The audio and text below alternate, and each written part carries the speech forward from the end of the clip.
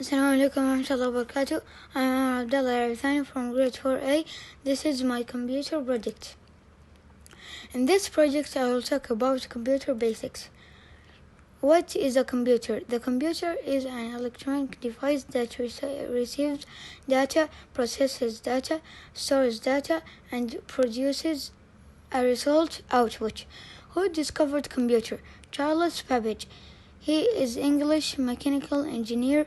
Babbage is considered to be the father of computer. He invented the first mechanical computer in the early 19th century.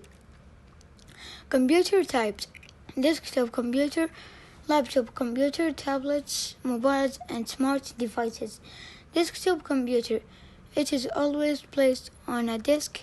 We have it in schools and hospitals. Laptop computer. We can carry it around with us.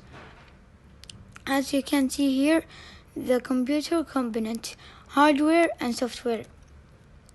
What is hardware? Hardware is a computer part that we can touch it and feel it by hands.